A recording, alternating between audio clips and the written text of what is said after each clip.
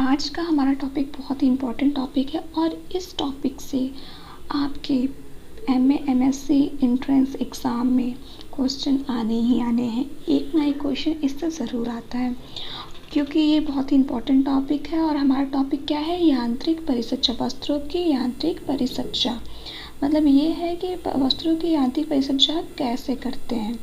तो जो यांत्रिक परिचर्या है वो बहुत टाइप्स के होते हैं और बहुत प्रकार के उनके नाम भी हैं।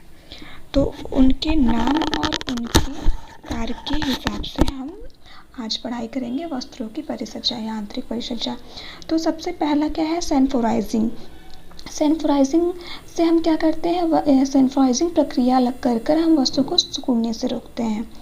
सेंफोराइजिंग जो प्रक्रिया है, इससे वस्त्रों को सिकुड़ने से रोका जाता है। चुन्नट डालना, चुन्नट डालना, यहाँ पे चुन्नट है, चूना नहीं है, चुन्नट होगा, ठीक है। मतलब इसको क्रेजिंग भी कहते हैं। क्रेजिंग आपको चुन्नट डालना तो नहीं पूछेगा, हाँ, लेकिन क्रेजिंग पूछ सकता है कि क्रेजिंग से क्या होता है। तो क्रेजिंग से होता है वस्त्रों की सतह पर चुन्नट डालना। तो आप क्रेजिंग याद रखिएगा। कुटाई, कुटाई के माध्यम से हम वस्त्रों को कोमल, चमकदार और सघन बनाते हैं। कुटाई के माध्यम से वस्त्रों को कोमल, चमकदार और सघन बनाते हैं। सीजनिंग, सतह को झुलसाकर चिकना करना। सीजनिंग, सतह को झुलसाकर चिकना करना। रोएं काटना या झाड़ना, ये तो नाम से ही आपको समझ में आ जाता है। जब वस्त्र बनता है तो उसमें बहुत सारे रोएं होते हैं, धागे निकले होते हैं, तो उसे काट कर सतही संरचना को चिकना करना होता है। हटाकर उसकी सतही संरचना को चिकना करते हैं। साइजिंग एवं ड्रेसिंग। ड्रेसिंग के नाम से पता चल रहा है, ड्रेसिंग मतलब होता है उसके जो दोष हैं, मतलब उसके जो भी प्रॉब्लम्स हैं उसमें उसको दूर करना। सतही संरचना के मतलब जो कपड़ा है उसमें उसके दोषों को दूर करना, उसको ड्रेसिंग करना। अगर कपड़ा कहीं से मोटा पतला जो भी, उसको दूर करना, ठीक है। टेटरिंग, वस्त्रों की चौड़ाई सभी जगह समान करना। एक कपड़ा है उसको उसका जो मतलब उसकी हर जो चौड़ाई लंबाई जो भी है उसको एक समान करना हर जगह से। कैलेंडरिंग, वस्त्रों को चिकना करना। कैलेंडरिंग के माध्यम से हम वस्त्रों को चिकना करते हैं। मोयरिंग, मोयरिंग, मोयरिंग, वस्त्रों की सतह पर पानी के समान लहरें। देखिए मोयरिंग पूछ सकता है आपका, मोयरिंग की सतह पर पानी के समान लहरें। स्कॉच गार्ड भी पूछ सकता है, धूल के कण आदि कपड़ों पर चिपकने। इस प्रक्रिया के द्वारा जो है स्कॉच गार्ड प्रक्रिया जो है तो धूल कण आदि वस्त्रों पर चिपकते नहीं है। मोयरिंग भी बहुत इंपॉर्टेंट है, वस्त्रों पर पानी की सतह लहरें बनाने की तरह समान लहरें बनाता है, ठीक है। नक्काशी करना, इसका नक्काशी करना, इसका नाम से पता चला है वस्तु की सतह पर आकृतियाँ बनाना। अब कोई भी आकृति हो सकती है, उसको हम नक्काशीकारी करना कहते हैं, ठीक है। आगे बढ़ते हैं। ग्लेजिंग, ग्लेजिंग क्या होता है? वस्त्रों की सतह को अत्यधिक चमकदार बनाना। ग्लेजिंग प्रक्रिया, हम वस्त्रों पर ग्लेजिंग प्रक्रिया करके वस्त्रों को अत्यधिक चमकदार बनाते हैं। स्क्रीन साइजिंग, वस्त्रों को सुंदर, कांतिमय व आकर्षक बनाना। स्क्रीन साइजिंग प्रक्रिया जो है इससे वस्त्रों को सुंदर, आकर्षक बनाया जाता है। सिंगरिंग, सुपर ग्लास, ग्लास नहीं है यहाँ पे, क्लास है, ओके, सुपर ग्लास देना। और ये जो है रेयॉन और टेफ्टा वस्त्रों पर किया जाता है। सुपर ये सीजिंग जो प्रक्रिया है, याद रखिएगा, ये रेयॉन और टेफ्टा वस्त्रों पर ही किया जाता है। तो कितनी परिचर्याएं हम लोगों ने पढ़ लिया है? सनफ्लोराइजिंग आपका सबसे इम्पोर्टेंट है, सनफ्लोराइजिंग बहुत इम्पोर्टेंट है। और नेक्स्ट हमारा कुटाई, सीजनिंग, सीजनिंग भी आपका इम्पोर्टेंट है। और साइजिंग, ड्रेसिंग, कैलेंडरिंग भी आपको पूछ सकता है। स्कॉच गार्ड और मोयरिंग भी पूछता है, ये ज़्यादातर पूछता है। तो फिर आगे बढ़ते हैं। मॉइस्चराइजिंग परिचर्या किन वस्त्रों पर की जाती है? तो मॉइस्चराइजिंग परिचर्या है वस्त्र, सूती वस्त्रों पर की जाती है। नेपिंग परिचर्या द्वारा क्या होता है? वस्त्रों की सतह पर उठे रोएं उठाए जाते हैं। मतलब कोई वस्त्र में जो उसके सतह पे रोएं उठाना, उसको नेपिंग परिचर्या कहते हैं, ठीक है, नेपिंग परिचर्या। विरंजक परिचर्या द्वारा क्या होता है? वस्त्रों पर सफेदी लाया जाता है। विरंजक जानते ही हैं, वस्त्रों को मतलब किसी चीज़ को सफेदी के लिए विरंजक का प्रयोग करते हैं। तो विरंजक परिचर्या से वस्त्रों की सफेदी करते हैं। के मिला जाता है। व्यंजक भी हमारा एग्ज़ाम के पर्पज़ से बहुत ही इम्पोर्टेंट है। व्यंजक आपको पता होगा व्यंजक दो प्रकार के होते हैं, आक्सीकारक और अवकारक। तो देखिए आक्सीकारक व्यंजन पदार्थ में किस चीज़ की प्रमुखता होती है? आक्सीकारक में तो ऑक्सीजन की प्रमुखता होती है। तो अवकारक व्यंजन पदार्थ में किसकी प्रमुखता होती है? हाइड्रोजन की। ऑक्सीकारक में किसकी होती है? ऑक्सीजन की। और अवकारक व्यंजक में किसकी होती है? हाइड्रोजन की। याद रखिएगा। कार्बोनाइजिंग प्रक्रिया में क्या होता है? कार्बोनाइजिंग, ये भी बहुत इंपॉर्टेंट क्वेश्चन है। ऊनी वस्त्रों की सफाई की जाती है।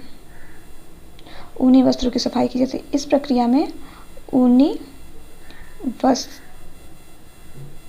की सफाई की जाती है H2SO4 के घोल में। ये थोड़ा सा गलत लिखा गया है। इसमें ऊनी वस्त्रों की सफाई की जाती है H2SO4 के घोल में। नेक्स्ट हमारा है ऑक्सीकारक विरंजक। आपका क्वेश्चन पूछ सकता है इसमें देखिए ऑक्सीकारक विरंजक में क्या करता है? Sodium hypochloride, hydrogen peroxide, sodium chloride, potassium dichromate, potassium permanganate आदि, ये सारे हमारे ऑक्सीकारक विरंजक में होते हैं। तो कभी कभी क्या होता है कि क्वेश्चन ऐसे पूछता है हाइड्रोपरऑक्साइड, जो हाइड्रोपरऑक्साइड है वो कौन सा विरंजक है? तो आपको बहुत सारे ऑप्शंस मिलेंगे, ऑक्सीकारक अवकारक दोनों ऑप्शंस रहेंगे, तो आप कंफ्यूज हो सकते हैं। तो ये जो है sodium hypochloride, hydrogen peroxide, sodium chloride, potassium dichromate, potassium permanganate, ये सारे नाम आपको याद रखने हैं कि ये जो नाम है वो ऑक्सीकारक विरंजक के हैं। क्योंकि कोई भी नाम पूछ के मतलब देख के आपको पूछ सकता है ये कौन सा विरंजक है, तो आप कंफ्यूजन मत होइएगा। तो ये सारे जो हैं यहाँ से यहाँ तक ये हमारा ऑक्सीकारक विरंजक है। समानतः ऑक्सीकारक विरंजक का उपयोग सभी प्रकार के रेशों को विरंजक करने के लिए करते हैं। मतलब जो ऑक्सीकारक विरंजक है वो सभी प्रकार के रेशों को विरंजक किया जा सकता है। फिर नेक्स्ट हमारा है अवकारक विरंजक।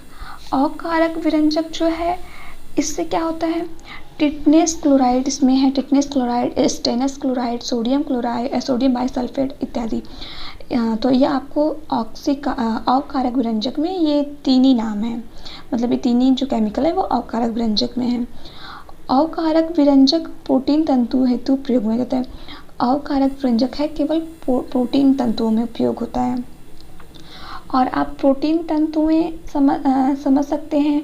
प्रोटीन तंतुएं जो हमें प्रोटीन जैसे कि प्रोटीन तंतु हो गए हैं, ये ऊन हमारा प्रोटीन तंतु है, ऊन जो हमारा प्रोटीन तंतु है। और ये सब ऊन का जो हम लोग अगर ऊन की सफाई करेंगे तो भी ये अवकारक विरंजक का उपयोग कर ले। लेकिन जो ऑक्सीकारक विरंजक है वो हमारा कोई भी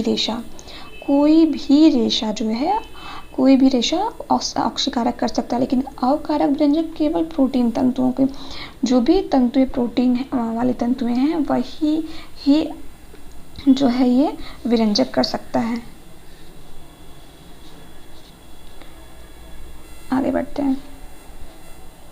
सूती वस्त्रों को विरंजक करने के लिए 3 से 4% कास्टिक सोडा के घोल में डाला जाता है। किसी भी सूती वस्त्र को अगर हम विरंजक करना चाहते हैं, तो 3 से 4% हमें कास्टिक सोडा का घोल चाहिए होगा, उसमें डालेंगे तो वो विरंजक होगा। सूती वस्त्रों का हाइड्रोजन परऑक्साइड H2O2 से भी विरंजक किया जा सकता है। हाइड्रोजन परऑक्साइड से भी विरंजक किया जा सकता है।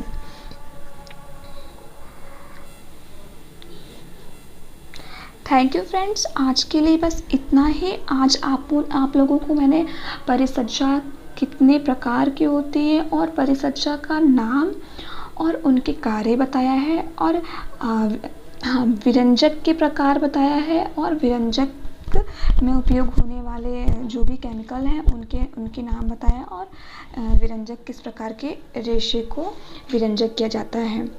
और ये वीडियो एग्ज़ाम के पर्पज़ से बहुत इम्पॉर्टेंट है, क्योंकि हर साल मैंने देखा है कि हर साल ही आपका एक परिसज्जा से क्वेश्चन आना ही आना है, और बहुत ईयर के क्वेश्चन पेपर में ये विरंजक से भी क्वेश्चन किया है। तो ये एक इम्पॉर्टेंट टॉपिक है, तो आप इसको अच्छे से पढ़ लीजिएगा।